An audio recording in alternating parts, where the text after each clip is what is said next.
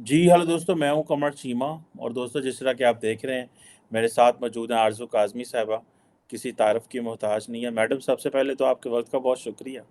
बहुत शुक्रिया सर कि आपने इनवाइट किया। Thank you so much. Thank you. Madam, हमारे वज़ीर-ए-आज़म अमेरिका में क्या कर रहे हैं? वो तो 18 तारीख को गए हैं, सुना है 28 को आ रहे हैं। 10-12 दिन, मतलब क्या हो रहा है वहाँ पे? आप क्या समझती हैं 10 दिन अमेरिका का ट्रिप करना is justified on public tax payers money, जब घर में पेट्रोल 336 रुपए लीटर बिक रहा है और वज़ीर आज़म न्यूयॉर्क में हैं? आपको लगता है कि उनकी तो उनसे पूछें या उनकी गवर्नमेंट से पूछें तो वो तो कहते हैं हम बड़ा काम कर रहे हैं, हमने डॉलर को जो है वो 307-8 से 290 पे ले आए हैं, हमने बड़ी मेहनत कर रहे हैं, और अभी वो कह रहे हैं हम पेट्रोल भी कम कर रहे हैं। आपको लगता है कि हमारे वज़ीर आज़म अमेरिका में एक अच्छी जो है वो डिप्लोमेटिक एंगेजमेंट कर रहे हैं वहाँ पे? क्या क्या देख रही हैं आप? नहीं, मुझे तो नहीं लगता चीमा साहब के ये वहाँ पर कोई काम कर रहे हैं या कोई डिप्लोमेटिक चेंज के लिए बैठे हैं। ये बस अपने सैर सपाटे के लिए गए होंगे। आपको याद होगा, या बल्कि अभी भी सोशल मीडिया पे जो काकड़ साहब की पिक्चर्स आ रही हैं, तो जब इमरान खान के टाइम पे ये गए थे यूनाइटेड नेशन जनरल असेंबली के इजलास में, तो उनकी सेल्फीज बड़ी मशहूर हो रही हैं आजकल के। उस टाइम पे इतने एक्साइटेड थे कि इन्होंने सेल्फी लेके लगाई थी। तो जब ऐसे आदमी को मौका लग जाए वहाँ पे कि वो एड्रेस भी कर सकता है, तो आप सोचें क्या हाल होगा। होना तो खैर ये चाहिए था कि वो ये बताते कि पाकिस्तान में इस वक्त गुर्बत की क्या हालत है, लोगों की क्या हाल है, और पाकिस्तान को ज़रूरत है कि बाकी जो बड़ी कंट्रीज़ हैं वो यहाँ पर कोई प्रोजेक्ट्स लगाएं, कोई इस किस्म का काम करें जिससे यहाँ पे लोगों की हालत जो है उसमें सुधार पैदा हो और इकोनॉमी ठीक हो, एजुकेशन सिस्टम ठीक हो, या ये कि यहाँ पे जो फूड शॉर्टेज है उसके ऊपर बात करते हैं। लेकिन उन्होंने जाकर वही अपना पुराना राग जो हर प्राइम मिनिस्टर पाकिस्तान का जाके गाता है, कश्मीर कश्मीर। बस उन्होंने एक नया टच जो है वो अफगानिस्तान का भी दे दिया, वरना ये कि जहाँ से हमें मुसलसल जो है वो मार पड़ रही है उसका भी उन्होंने बता दिया। लेकिन बाकी तो वो सिर्फ कश्मीर कश्मीर करके ही आए हैं और इससे ज्यादा तो कुछ करते हुए दिखाई नहीं दे रहे। और बिल्कुल भी ऐसा नहीं होना चाहिए था। 10 दिन के लिए करना क्या है इन्होंने, और अपने पैसे से तो गए नहीं है। बिल्कुल कौमी खजाने से पैसे खर्च हो रहे हैं। और आज आपने यकीनन देखा होगा कि शब्बर जैदी साहब ने जो बात की है, जो एफबीआर के चेयरमैन रह चुके हैं, और यकीनन आपकी न्यूज़ पे क्योंकि बहुत ज़्यादा नज़र होती है, तो आपने देखा होगा कि आज उन्होंने जो बात की है टीवी चैनल्स पे, और वर्ल्ड बैंक की रिपोर्ट के हिसाब से कि पाकिस्तान में लोगों की क्या हालत है, और 40% से ज़्यादा लोग ऐसे हैं जो इस वक्त गरीबी की रेखा या पॉवर्टी लाइन से नीचे है। तो उनके ऊपर काम करने के बजाय बल्कि उन्होंने ये भी कहा शब्बर जैदी साहब ने कि 9 करोड़ लोगों को अब मरने के लिए नहीं छोड़ा जा सकता। राशन सिस्टम या राशन कार्ड सिस्टम जो है वो लाना पड़ेगा, क्योंकि लोगों की हालत बहुत खराब है। पाकिस्तान में 40% है और भारत में सिर्फ 15% है। इतना लंबा आप देख सकते हैं मार्जिन है, इतना लंबा दोनों में डिफरेंस है।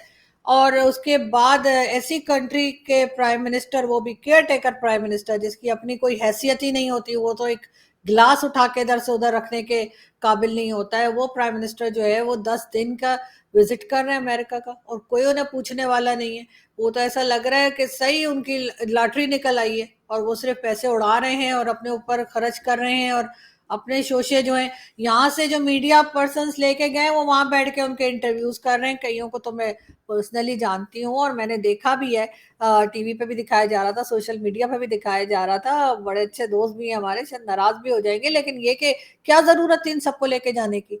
ये पूरा का पूरा टब्बर जो ये लेकर गए हैं यहाँ से मीडिया के लोगों का, अमेरिका, वहां पे बैठ के इंटरव्यू दे रहे हैं ये मैडम, काकड़ सारे साहब। वज़ीर आज़म लेके जाते हैं, इसमें तो कोई बात सर सारे वजीर आजम लेके जाते हैं तो कुछ पैसा होता है तो लेके जाते हैं, कोई कोई हैसियत होती है तो लेके जाते हैं। ये केयर टेकर प्राइम मिनिस्टर हैं, इनको क्या जरूरत पड़ी थी कि ये यहाँ से इतना सारा मीडिया लेकर जाए, और वो भी ऐसे वक्त में जब वर्ल्ड बैंक की रिपोर्ट भी है। और अब ना भी हो अगर, तो हमें क्या दिखाई नहीं दे रहा कि हमारे लोगों की क्या हालत है। और इतना खर्चा करना इतने लोगों को, जाहिर उन्होंने अपनी पॉकेट से तो पैसा दिया नहीं होगा, मीडिया के लोगों ने, इन्होंने ही दिया होगा। तो इतने सारे लोगों को लेकर जाना, वहां पे ठहराना, खिलाना पिलाना, और सिर्फ इसलिए कि इनको कवरेज मिले, सिर्फ इसलिए कि इनकी पिक्चर्स बने, इनके इंटरव्यूज बने, इसलिए कि और तो कोई इनको घास डालना नहीं है। जा के लोगों से मिल रहे हैं। वर्ल्ड बैंक की जो चेयरपर्सन है उन्होंने भी इनको जो है अच्छा खासा आईना दिखा दिया कि जी आप अपने यहाँ जो है वेल्दी लोगों से टैक्स लें और जो गरीब लोग हैं उनकी मदद करें। और हर किसी से ये जा के बिल गेट्स और किस किस के गले पड़ रहे हैं, कोई इनसे बात करने को तैयार नहीं है। तो सर ऐसे टाइम में नहीं ये सब कुछ चोंचले किए जाते हैं, और वो भी एक ऐसा आदमी जो केयर टेकर प्राइम मिनिस्टर है।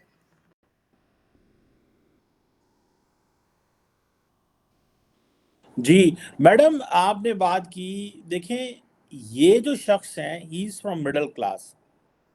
तो पहले अमीर लोग जाते थे तो आप उन पे भी तनकीद करती हैं, या मैं भी करता हूँ, या सारे लोग करते हैं।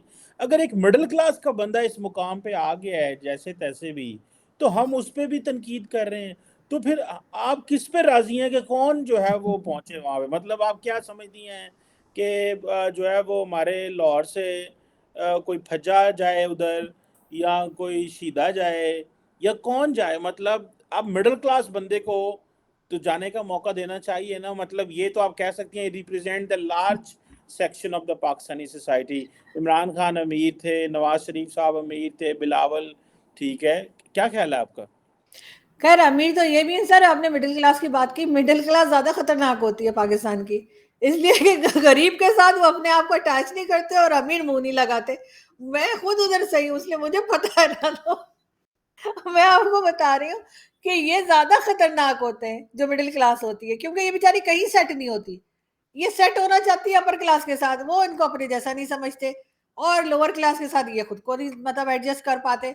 तो ये ज्यादा ज्यादा वो होते, ज्यादा गड़बड़ होते। लेकिन बात सारी ये है कि मैं ये नहीं कह रही कि इनको नहीं जाना चाहिए, चले चले गए बहुत से बड़े बड़ी कंट्री के लोग जो हैं, जिसमें के भारत भी है, उनके प्राइम मिनिस्टर भी नहीं गए, लेकिन चले कोई बात नहीं। अब ये केयर टेकर प्राइम मिनिस्टर है, ये भी आप माइंड में रखें कि ये कोई इलेक्टेड गवर्नमेंट या उस तरह के नहीं है, ये तो बस एक केयर टेकर गवर्नमेंट है जिसका काम ये है कि वो आए और इलेक्शन कराए और जाए। तो अगर इनको एक मौका लग गया था कि चलें ये जाकर वहां पे अपना भाषण भी दे लें, जो कि सिवाय कश्मीर कश्मीर के कुछ इन्होंने बात नहीं की, या कुछ कोई भी नहीं करता, जाहिर है जो डिक्टेशन दिया होता है वही पढ़ना होता है जाके। मगर फिर भी अगर हो गया तो दूसरे दिन निकल आओ, फिर उसके बाद वहां पे मजीद रहने का क्या मतलब है? 10 दिन के लिए ये क्यों वहां पे गए हैं, और इतना बड़ा टब्बर लेके क्यों गए हैं जिसमें हर तरह के लोग शामिल हैं? सिर्फ मीडिया की बात नहीं है, अपने सारा पूरा का पूरा इतने ज्यादा डेलीगेशन लेके ये वहां पे पहुंचे हैं। और कौन सा कारनामा करके आएंगे? इनका काम क्या है चीमा साहब? इनका काम सिर्फ ये है कि इलेक्शंस करवाएं और ये जाएं। लेकिन ये तो लगता है कि जाने को तैयार ही नहीं है, जैसा कि पहले भी वो बिलावल भुट्टो जरदारी कह रहे थे कि जी ये जो है चेयर टेकर बनते जा रहे हैं, केयर टेकर के बजाय। तो इनका वही वाला मसला मुझे लग रहा है। और ये हरगिज मिडिल क्लास से नहीं है, जो आपको ये मिडिल क्लास वाला चूरा नगर इन्होंने बेचा है। तो ये हरगिज मिडिल क्लास से नहीं है, पहले भी अपर क्लास से ही थे, और इसीलिए हर जगह पे नजर भी आया करते थे। पाकिस्तान में कब कोई मिडिल क्लास का कोई इंसान या कोई आदमी, कोई औरत, कभी आपने देखा है कि कोई आगे तक गया हो, इतना आगे पहुंच पाया हो कि प्राइम मिनिस्टर बन जाए या कोई मिनिस्टर बन जाए? वो हमारे बड़े यहाँ तो सादे सब। से रहते हैं, सादे से आम से कॉटन के कपड़े पहनते हैं। ना वो अरमानी के कपड़े पहनते हैं, ना वो इस तरह के कोई बड़े बड़े महंगे कपड़े तो नहीं। उन्होंने आम शलवारें कमीजें पहनी होती हैं जो मैं और आप शायद पहनते होंगे। तो मतलब ये तो वो बताता है कि मतलब is a common man, middle class. नहीं सर, कपड़ों की ब्रांड्स तो मुझे वैसे भी कोई खास पता नहीं। हाँ, मैंने अभी ये जरूर देखा था कि वो आसिफ गफूर साहब जो हैं, वो शाहिद खान आफरीदी की बेटी की शादी में जो गए, उनकी पिक्चर्स आ रही हैं, और बताया ये जा रहा है कि शायद उनकी 5 या 5.5 लाख सैलरी, और जो बेल्ट लगा के वो बैठे हैं वो उनकी सैलरी से भी ज्यादा है। मतलब 5.5 लाख से भी ज्यादा की उन्होंने सिर्फ बेल्ट लगाई हुई है। तो ये ब्रांड्स तो खैर मुझे नहीं पता, लेकिन लोगों ने सोशल मीडिया पे लगा रखे हैं। तो मैंने कहा जाहिर है भाई, अगर हमारे फौजी इस तरह के खर्चे और इस किस्म की चीजें नहीं पहनेंगे तो कौन पहनेगा? लेकिन मैडम 5.5 लाख की बेल्ट तनख्वाह है। वो अगर 50,000 लाख रुपए की 70,000 की बेल्ट लगाना चाहता है और उसका जाती फैसला है, ये हमें बेल्ट से मसला है या कि हमें उन लोगों से मसला है? क्या समझती हैं आप? सर कि मुझे उस बेल्ट की प्राइस नहीं पता, लेकिन लोग यही बता रहे हैं कि वो बेल्ट जो है वो भी 5 लाख की या पता नहीं कितने की, बहुत बड़ा ब्रांड है सर, वहां तक मैं और आप नहीं पहुंच लुई सकते। वुइटन, मैंने थोड़ा सा मुझे इत्तेफाक हुआ उसके ब्रांड देखने का। लेकिन ये है कि Louis Vuitton is a very expensive. LV से बोलते हैं, आप तो पहनती हैं कपड़े मैडम उनके। बट द पॉइंट इज कि ये बताएं कि अगर आसिफ गफूर ने वो बेल्ट पहन ली तो क्या हो गया यार? मतलब he is coming from good family, उनको ये कोई ये क्या बात हुई जी कि आपने 50,000, अगर किसी बंदे का टेस्ट है, उसके पास पैसे हैं, वो पहनना चाहता है, ये हो सकता है उनको किसी ने गिफ्ट की हो, दोस्त, यार, बहन, हाँ, भाई नहीं, नहीं, एक-दूसरे को बिल्कुल। गिफ्ट भी करते हैं। नहीं, नहीं तो सर, ये कह देना जी कि वो देखो जी लुई विटॉन की बेल्ट पहनी हुई है, ये तो नहीं, ज़्यादा नहीं नहीं, सर, ज़्यादती सर बहुत ज़्यादती है, सर बहुत ज़्यादती है। ये तो मासूम लोग हैं सर, सही कह रहे हैं आप। इतने मासूम हैं सर कि सुबह से शाम तक मतलब पूरी कंट्री ये खा गए, ये फौजी और ये एस्टेब्लिशमेंट के लोग, लेकिन ये बहुत मासूम है। मासूमियत में क्या-क्या कर जाते हैं इनको खुद पता नहीं लगता। लेकिन सर हम वो ज़रा मैडम, ये पहले तो केसेस काकड़ तो साहब इनके ऊपर हैं, नवाज शरीफ साहब के ऊपर हैं, इल्ज़ाम हम कहीं और दे रहे हैं। सर किसी में हिम्मत है पाकिस्तान के अंदर कि वो इन फौजियों पे मुकदमा बना सके, कोई केस तो कर सके, जब वज़ीर-ए-आज़म कोई थे एफआईआर कट सकती है। मैडम, जब वज़ीर-ए-आज़म थे इमरान खान साहब, जो कि एस्टेब्लिशमेंट से बहुत बड़ी लड़ाई लड़ रहे हैं, तो उन्होंने ये तो कहा था कि वो जो बाजवा साहब हैं, उनका मैंने देखा है सारा, वो ठीक है। तो फिर वो वज़ीर-ए-आज़म थे तो करते ना, वो तो बड़े ईमानदार हैं और कहते थे मैं उनके बारे में लोग कहते हैं कि बड़े डाई हार्ड हैं और बड़ा फ़ौज के बड़ा खिलाफ हैं, ये है, वो है, तो करते ना एहतसाब उनका, क्यों नहीं किया? सर नहीं करते ना ये लोग, यही तो प्रॉब्लम है। इनमें से कोई भी आ जाए, चाहे नवाज शरीफ हो या इमरान खान हो, जब इनकी बारी आती है तो ये ऐसी तरीके से आसिम सलीम बाजवा को क्लीन चिट देते हैं, बिल्कुल ऐसे ही जैसे आप आसिफ गफूर साहब को क्लीन चिट दे रहे हैं। ये जो मैं कुछ अब मीडिया दे पे रहा हूँ। गंद, सर ये जो कुछ मीडिया पे गंद है, ये आसिफ गफूर साहब का ही देन है, और उन्हीं ने ये सब शुरू किया था। और सभी जानते हैं उनका क्या रोल रहा है, और किस तरह से उन्होंने भी कुछ बता, जिस तरह से इन सब ने मिलकर करप्शन की है, और फिर इन्हें कुछ कहा नहीं जा सकता। दो ही लोग हैं, यानी कि एक तरफ ये एजेंसी वाले और दूसरा मलिक रियाज, जिसको पाकिस्तान में कुछ कहता नहीं कोई। अब जाके सुना है कि कोई मलिक रियाज के ऊपर पता नहीं एफआईआर कट गई है वहां के लिए, केपीके में जो बहरिया टाउन, जैसे भेड़िया टाउन भी लोग कहते हैं, वो बना रहा है, लेकिन उसकी एनओसी नहीं है, लेकिन होगा कुछ नहीं, निकल जाएगा। तो इसी तरीके मैडम, से बगैर इनका सर, प्रूफ के इल्ज़ाम लगाना, do you believe it is sir justified? FIR लगी हुई है उस पे, सोशल मीडिया पे आप देख सकते हैं। मैं नहीं, वो बगैर मैंने सबूत के इस बात बारे नहीं। में तो देखी है, लेकिन ऐसे अदारे के लोगों पे जो है आप बगैर इल्ज़ामात लगाए जा रहे हैं, बगैर प्रूफ के। We don't have proof and we blame them. Do you believe कि सियासतदानों को भी हम इसी तरह बगैर प्रूफ के मारते रहते हैं? इमरान खान साहब कहते थे सारे पैसे ले गए। फौजियों के बारे में, जिनके बारे प्रूफ है उनकी तो बात करें, नहीं जिनके सर, नहीं है उनको तो नहीं करना चाहिए मेरे नहीं, ख्याल नहीं सर, बिल्कुल नहीं करना चाहिए। सारे मासूम हैं, और इतने मासूम हैं कि बस इनके बाद आगे मासूमियत खत्म हो गई है, मैं यही कह सकती हूँ। इससे ज्यादा मैं क्या बहस करूं आपसे, लेकिन ये कि दुनिया जानती है कि ये कितने मासूम है, और इनके पास क्या है और क्या नहीं, और इन्होंने किस तरह से पाकिस्तान को नुकसान पहुंचाया है और अभी तक पहुंचा रहे हैं। लेकिन बहरहाल इनको कुछ कहा नहीं जा सकता, क्योंकि आप किसी को भी कह सकते हैं, दुनिया में किसी का भी कुछ भी कह सकते हैं, लेकिन जाहिर है इन लोगों को नहीं कह सकते। और मैं आपकी मजबूरी समझती हूँ सर, आपको भी जाहिर है कि इस कंट्री में रहना है, आना जाना है, करना है, तो सर आई कैन अंडरस्टैंड, मुझे कोई शिकायत नहीं आपसे। लेकिन मैं बहरहाल इन लोगों को दुनिया जानती है, बच्चा बच्चा जानता है, तो इस वजह से मुझे कुछ भी एक्सप्लेन करने की जरूरत नहीं है कि किस तरह से। और वहां पे शाहिद खान आफरीदी की शादी में तो वो आसिम सलीम बाजवा भी खड़ा होता है, जिसको क्लीन चिट दी थी इमरान खान ने। और ये तो दो चार नाम है जो हमें मालूम है, इसके अलावा कितने लोग हैं आपने देखा नहीं है क्या? सोशल मीडिया पे आप पुरानी ट्वीट्स ही उठा के देख लीजिए इन लोगों की, जो जिनके मैं नाम ले रही हूँ, जिनकी मैं बेल्ट और कपड़ों के बता रही हूँ, उनको देख लीजिए। और यहाँ पे हाल ये है कि वर्ल्ड बैंक कह रहे हैं कि 40% लोग जो हैं उनके पास खाने को नहीं है, वो मर रहे हैं, और इसके लिए राशन कार्ड सिस्टम जो है इंट्रोड्यूस कराना चाहिए, ये कहना है शब्बर जैदी साहब का। ऐसी कंट्री में ये आदमी जो है किस तरह के कपड़े पहन रहे हैं और किस तरह की करप्शन कर रहे हैं और पैसा खा रहे हैं, इन लोगों को तो शर्म नहीं आती सर, हमें तो आती है। और अब हमें ऐसा नहीं है कि लोग बोलेंगे नहीं, कितने लोगों को मारेंगे ये? 25 करोड़ को तो नहीं मार सकते ना, 5-10 हजार को मार देंगे, गायब कर देंगे, उसके बाद क्या होगा? और लोग बोलेंगे, पहले से ज्यादा लोग बात कर रहे हैं। लेकिन होना तो ये चाहिए कि ये लोग संभल जाएं, ये सही हो जाए, इदारे को सही कर लें। लेकिन नहीं, डरा धमका के लोगों की वीडियोस बना के कि जी अब जो है वो जिंदाबाद के नारे लगाओ कि जी बहुत अच्छी है हमारी आर्मी, बहुत अच्छी है ये, ऐसा नहीं है। लेकिन ये बात भी लोगों को समझनी चाहिए कि ये सब लोगों को नहीं कहा जा रहा है, ये सिर्फ उन लोगों को कहा जा रहा है जो करप्शन कर रहे हैं, जिन्होंने पाकिस्तान को नुकसान पहुंचाया है। और ये ऐसे बात को घुमाते हैं कि लगता है जैसे हम सबको कह रहे हैं।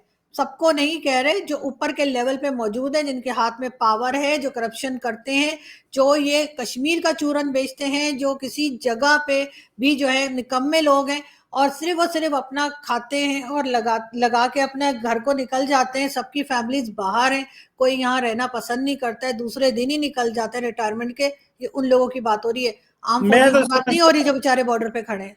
मैडम, देखिए बात सुनने, बात जरूर करनी चाहिए लेकिन विद फैक्ट्स, प्रूफ।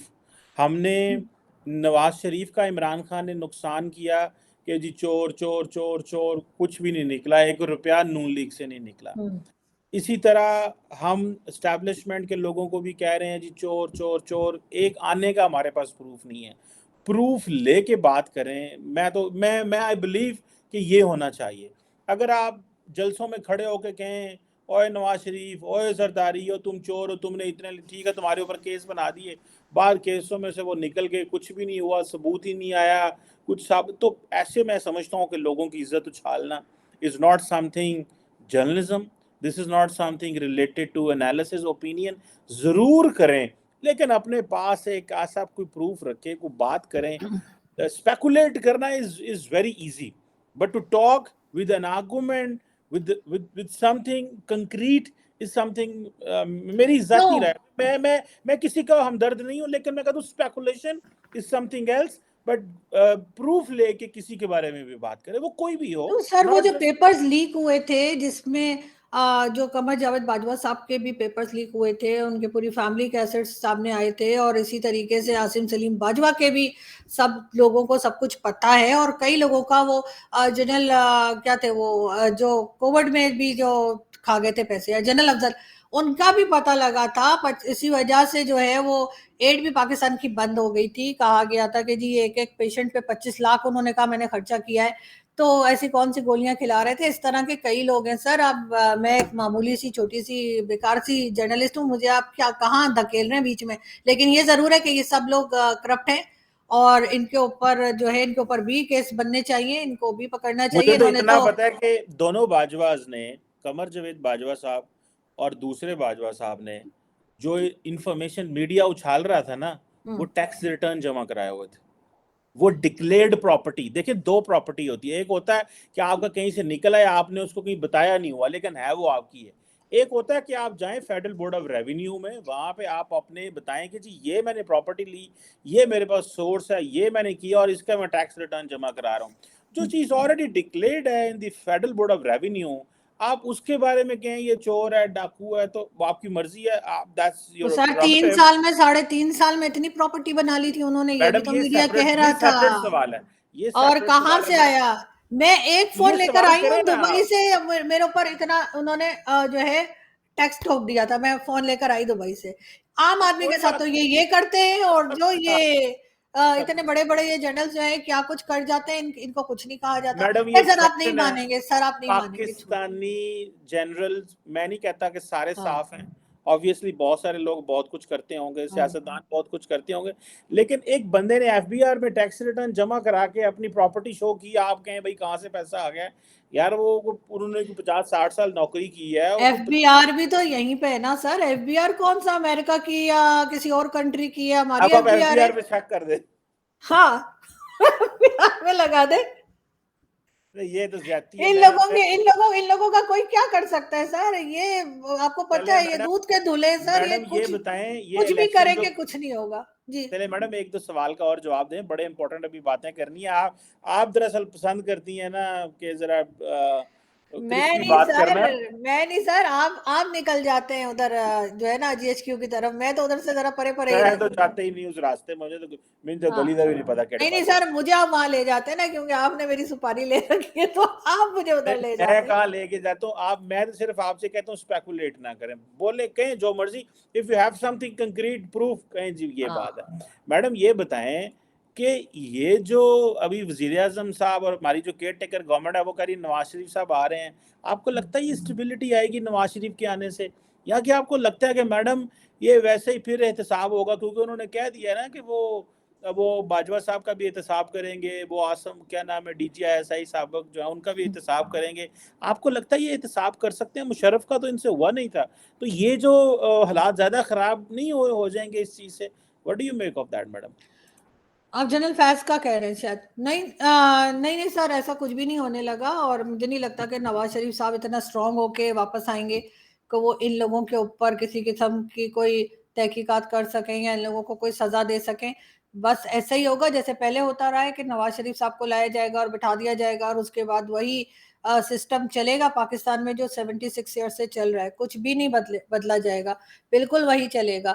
और उसी तरह से जब तक नवाज़ शरीफ उनके हिसाब से काम करेंगे तो ठीक रहेगा, जब नहीं करेंगे तो हटा दिए जाएँगे, फिर बिलावल आ जाएँगे इतनी देर में, बिलावल थोड़े और मैच्योर हो गए होंगे, तो फिर बिलावल को लाया जाएगा क्योंकि अभी शायद पहले इरादा था बिलावल का, लेकिन अब लगता ये है कि बिलावल के साथ नहीं है बातचीत, क्योंकि जो पीपल्स पार्टी है उसमें और पीएमएलएन में भी जो एक तरह की नाराजगी या क्लैशेस सामने आ रहे हैं, तो उससे लग यही रहा है कि पीपल्स पार्टी इंटरेस्टेड है कि बिलावल भुट्टो को जो है वो एज अ पीएम लाया जाए, लेकिन जाहिर है कि इस वक्त नवाज शरीफ साहब जो हैं वो ज्यादा इस वक्त इस्टेब्लिशमेंट के नजदीक हैं। साथ साथ पीएमएलएन के अपने अंदर भी 10 झगड़े चल रहे हैं और कई लोग मजीद जो हैं वो अलग अलग पॉलिटिकल पार्टीज बना रहे हैं, तो इनमें से कोई भी आ जाए काम ये वही करेंगे जो इनको कहा जाएगा एस्टेब्लिशमेंट की तरफ से, इसलिए नवाज शरीफ को बिठा दें, चाहे वहां पे उन्हें बिलावल भुट्टो जरदारी को बिठा दें या किसी को भी बिठा दें जो बाहर गेट पे खड़ा रहता है उसको भी बिठा देंगे तो काम चल जाएगा,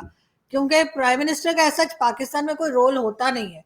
ये लोग वही करते हैं जो इनको कहा जाता है, जो इनको लेकर आए होते हैं, जो इनको ऑर्डर देते हैं आके कि जी अब ये स्टेटमेंट दे दो और अब ये स्टेटमेंट दे दो। इमरान खान को आपने नहीं देखा था कि इमरान खान कोविड के ज़माने में कहते थे कि मैं लॉकडाउन नहीं करूँगा और उसके कुछ ही घंटे बाद ये आसिफ गफूर जिनकी बेल्ट के ऊपर आप इतने सेंसिटिव हो गए, तो उन्होंने जो है वो आके अनाउंस कर दिया कि जी जो है लॉकडाउन है सेम डे।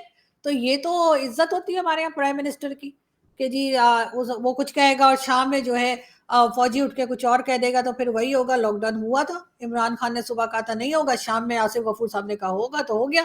तो प्राइम मिनिस्टर का रोल कुछ नहीं होता सर, सिर्फ उसने बैठना होता है आपके ऑफिस में, कुछ पेपर भेजे जाते हैं, बता दिया जाता है यहाँ साइन करना है, पढ़ना नहीं, साइन करके भेज देना, हाँ ठीक है, इधर चले जाओ उधर चले जाओ, घूम फिर के सारी दुनिया में अगर पैसा भी मांगना होता है तो आर्मी चीफ की ही लोग सुनते हैं, उन्हीं से मीटिंग्स करते हैं, उन्हीं को बुलाते हैं, तभी पैसा देते हैं। कौन सा प्राइम मिनिस्टर है जो गया तो उसको पैसा मिल गया? इमरान खान भी तो आर्मी चीफ जो उस वक्त थे कमर जावेद बाजवा, उन्हीं को लेके घुमा करते थे ना पैसा लेने के लिए, कभी चाइना तो कभी सऊदीया तो कभी कहीं, अकेले तो नहीं जाते थे इमरान खान, अकेले तो कोई कुछ नहीं पूछता। तो सबको मालूम है, इंडिया वाले बहुत बार कहते हैं कि पाकिस्तान में आखिर किससे बात की जाए, हम लोग अगर बात करना चाहें या कोई डायलॉग करना चाहें तो किससे करें? मैं तो कहती हूँ आर्मी चीफ से करें सीधे सीधे, इसलिए कि जाहिर है सारी पावर उनके हाथ में होती है, उन्हीं ने सब कुछ डिसाइड करना होता है। इमरान खान ने तो या किसी भी प्राइम मिनिस्टर ने तो डिसाइड नहीं करना होता। तो जो मेन बंदा है जिसके हाथ में पावर है डायरेक्ट उसी से बात करें, टाइम वेस्ट करने की क्या जरूरत है कि पहले प्राइम मिनिस्टर से करें फिर प्राइम मिनिस्टर आगे जाके पूछे कि सर अब बताइए मुझे क्या जवाब देना है। नवाज शरीफ साहब का भी यही रोल है, वो पहले भी ऐसे ही आए थे, जवलक के जमाने में जो है वो उनको लाया गया था, बेनजीर भुट्टो भी ऐसे ही आई थी, और अभी जो इमरान खान के बाद शहबाज शरीफ साहब आए थे वो तो खुल्लम खुल्ला कहते थे हाँ जी मैं तो स्टैब्लिशमेंट का बंदा हूँ, हाँ जी मैं तो ये, उनको तो चेरी ब्लॉसम और पता नहीं क्या क्या नाम तो इमरान खान ने दे दिए, जो खुद जो थे वो स्टैब्लिशमेंट के बंदे थे। तो यहाँ तो सर इसी तरह काम चलता है, और जब काम खत्म हो जाता है तो बंदा ऐसे ही गायब होता है, जैसे शेख रशीद गायब हो गए, शेख रशीद का कोई रोल नहीं है, शेख रशीद जितना इस्तेमाल होना था हो गए, वो तो खुल्लम खुल्ला कहते थे कि मैं स्पोक्स पर्सन हूँ जीएचक्यू का। लेकिन खैर उनके ऊपर भी मतलब कहना चाहिए कि इस तोपों की सलामी अगर उन्होंने शेख रशीद को रखा था, लेकिन बहरहाल यहाँ पे तो काम ऐसे ही चलता है, और अब आहिस्ता आहिस्ता करके सारी दुनिया को पता चल गया है कि पाकिस्तान में कौन मुल्क चलाता है, कौन गवर्नमेंट बनाता है, कौन गिराता है। तो ये सब बाकी चीजें सर बेकार की हैं, ये ऐसे ही रहेगा। यानी कि आप नहीं देख रही कि तब्दीली हो सकती? नहीं, हो सकती होगी शायद 100 साल बाद, क्योंकि अब थोड़ी सी जो मैं चेंज देखती हूँ वो ये कि पब्लिक बोलने लगी है। ऐसा नहीं कि जो मीडिया पे बैठी पब्लिक है, आप अगर मार्केट में चले जाएं, आप किसी से भी बात करें तो आपको पब्लिक में वो चेंज नजर आएगा थोड़ा थोड़ा करके ना, कि वो अब समझने लगे हैं कि पाकिस्तान को नुकसान किसने किया है, पाकिस्तान क्यों नहीं चल रहा है, इसमें किसी एक का रोल नहीं है कि सिर्फ हम पॉलिटिशियन को कह दें या सिर्फ एजेंसीज को कह दें, सबने मिलकर किया है। लेकिन अब लोगों को ये बात समझ में आ गई है कि उनसे किसी को कोई हमदर्दी नहीं। अभी जो शब्बर जैदी साहब कह रहे हैं कि जी 9 करोड़ लोग जो है वो इस हालत में हैं कि उनके पास खाने को नहीं है, लेकिन उससे क्या फर्क पड़ता है किसी को? जो हमारी लोग बैठे हुए हैं जो मुल्क को चला रहे हैं उनको तो कोई टेंशन नहीं है, वो तो उठेंगे जाएंगे, खामखाई में अमेरिका में 10 दिन गुजार के आ जाएंगे, बार बार बिलावल भुट्टो अमेरिका जाते हैं, हमने कई बार देखा है कभी किसी ट्रिप पे जा रहे हैं, कभी कहीं जा रहे हैं। शहबाज शरीफ साहब एक दिन के लिए पाकिस्तान आए और उसके बाद फिर लंदन चले गए। मतलब इंसान सोचे कि यार मुझे यहाँ से इस्लामाबाद से लाहौर भी जाना हो तो जो है इंसान प्लान करता है कि यार मेरा ये बजट है, मुझे ऐसे जाना है, मुझे यहाँ रखना है, वो ऐसे जैसे कोई मसला ही नहीं। एक दिन में आए और 24 घंटे के अंदर उठ के फिर वो लंदन चले गए। ये उस मुल्क में हो रहा है जहां पे लोगों के पास खाने को नहीं है, लोग मर रहे हैं, खुदकुशियां कर रहे हैं, ये उस मुल्क के लोग कर रहे हैं। तो फिर जाहिर है ये सारे मिले हुए हैं, चाहे ये एस्टेब्लिशमेंट हो, चाहे ये पॉलिटिशियंस हो, चाहे ये फौज हो, सबका एक ही हाल है। सबको सिर्फ अपना घर देखें और बाकी कुछ नहीं। अभी जो इन्होंने बुला के शाहिद खान आफरीदी ने जो शादी का फंक्शन किया था अपनी बेटी की, तो उसमें ये आसिफ गफूर साहब भी पूरी तरह से शामिल थे और साथ साथ आसिम सलीम बाजवा भी थे, और किसी के चेहरे पे कोई शर्मिंदगी, कोई डर, खौफ कुछ नहीं था कि यार ये मैं पब्लिक में जा रहा हूँ, क्या पता कोई उठ के कुछ बोल दे। लेकिन वहां जो लोग तो उन्होंने मौजूद क्या, थे, उनके खिलाफ कौन से केस हैं? क्यों नहीं है सर? वो जो इतने ज्यादा पिज्जा फ्रेंचाइज और क्या कुछ बना हुआ है, तो कोई पूछ सकता था ना उनसे कि सर वो इतने पिज्जा फ्रेंचाइज जो आपने बनाया वो नुस्खा आप पाकिस्तान को बता दें। चले हम नहीं कह रहे कि आपने कुछ गलत किया, आपने बहुत अच्छा किया है, बिल्कुल आपने जो है ना अच्छे पैसे इस्तेमाल किए हैं, कोई करप्शन का पैसा नहीं था। तो सर वो नुस्खा पाकिस्तान में लोगों को बता दें ताकि हम भी इतने फ्रेंचाइज बना लें, कुछ तो पाकिस्तान की मदद हो जाए। नहीं, ऐसा कुछ भी नहीं है। और अब उनके बारे में मैं क्या कहूँ, आपके फेवरेट जो है आसिफ गफूर साहब, तो इसी तरह के लोग सर रहते हैं, तो जाहिर है वहां पे ऐसी ही गैदरिंग जमा थी। मुझे दरअसल मौका नहीं वो मिला, मेरा मैं ख्याल चली है गई आप होती तो बड़ी, मैंने जरूर क्वेश्चन किया होता। आपने वो बड़ा ना, लगता है माइंड किया है, शायद अफरीदी ने आपको नहीं बुलाया, तो नहीं, वो जो है ना, हाँ सर, जो वैसे मुझे आप बुला लेते तो कर अच्छा रही था। है, मैं कम से कम इन आप लोगों के मतलब, साथ क्वेश्चंस तो कर ही लेती ना, दो चार सवाल तो कर ही लेती, वरना वहां मीडिया क्या सिर्फ बिरयानी खाने गया था?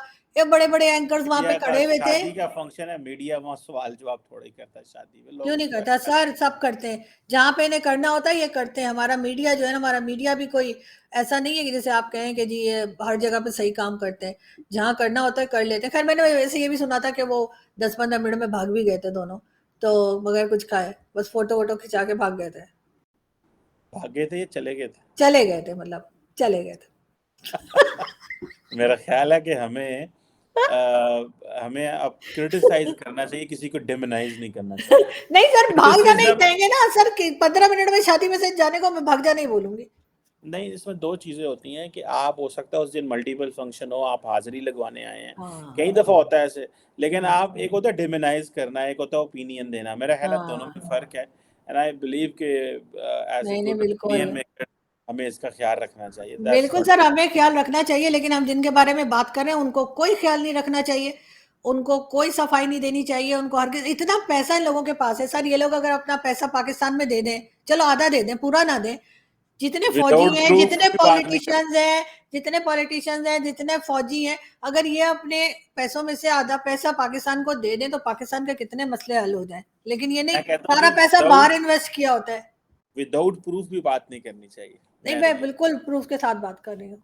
ये इतनी कोई पिज्जा फ्रेंचाइज कोई उन्होंने मानी है, और कोई इमरान खान प्रूफ ने नहीं है, कहा कि जी मैं सिर्फ और सेटिस्फाई हूँ। सिर्फ, सिर्फ और सिर्फ वो प्रूफ कोई नहीं है हमारे पास, बस, बस ये that is a fashion sir कि उन्होंने जी। खुद बोला, उन्होंने खुद बोला कि हाँ मेरी पिज्जा फ्रेंचाइज है। इसी तरीके से वो एयर मार्शल क्या नाम है सर, वो या वो लतीफ क्या नाम है उनका, वो जो आते हैं टीवी पर, तो एक है ना सर एयर मार्शल साहब आया करते हैं, तो उनके भी भाई जो है उनका वो सर एयरपोर्ट तो सर आपका बहुत जाना होता है, तो वो नहीं बैग को पैक कराते हैं, वो प्लास्टिक में करा देते हैं, तो वो भी उन्होंने हर एयरपोर्ट पे जो है कंपलसरी करवा दिया था कि जी ये तो करवाने ही करवाने। और जब वो पकड़े गए तो कहने लगे ये मेरा तो नहीं है, ये तो मेरे भाई का बिजनेस है, जबकि उनका खुद का बिजनेस था। ठीक है, वो भी शायद लतीफ साहब, शायद लतीफ साहब नाम ही बता रही हूँ उनका मैं यहाँ पे आपको। तो सर उनको भी फिर काफी दिन, फिर उसके बाद काफी दिन वो टीवी पे दिखाई नहीं दिए। उनसे लोगों ने कहा कि जी इतना आपने बिजनेस फैला रखा है अपना पूरे पाकिस्तान में, और आपने ये मतलब जिद पकड़ी है आपने एयरपोर्ट वालों से, कहा कुछ हर किसी को करवाना पड़ेगा, बैक पैक उसमें प्लास्टिक में करना पड़ेगा। तो फिर उन्होंने कहा नहीं जी मेरा तो नहीं, तो मेरे भाई का है सर, ये वाला चूरन जो है ना ये मेरा नहीं, मेरे नहीं, भाई वो का मैंने है। बैक पैक तो मैडम देखा है बहुत सारी जगहों पे, दुनिया में और भी होता है, सिर्फ यहाँ वो कंपलसरी तो नहीं होता, अगर आप जाएं तो वो सर आप उन्होंने कंपलसरी कर दिया था, आप उसको चेक कर सकते हैं, बल्कि उसके ऊपर उनके मुझे तो इंटरव्यूज कभी, भी हुए थे और उसके बाद वो मुकर भी गए थे। अच्छा चलें, let's see, that's not the topic. Thank you very much madam, आपके वक्त का बहुत शुक्रिया। और आज ये साबित हुआ है कि हमें ओपिनियन ज़रूर देनी चाहिए, स्पेकुलेशन नहीं करनी चाहिए और हुँ। हमें फैक्ट्स एंड फिगर से बात करनी चाहिए ताकि हमारी ओपिनियन में मज़ीद जान आए। Thank you very much thank you Arzoo sir. Nazir साहिबा। Thank you sir.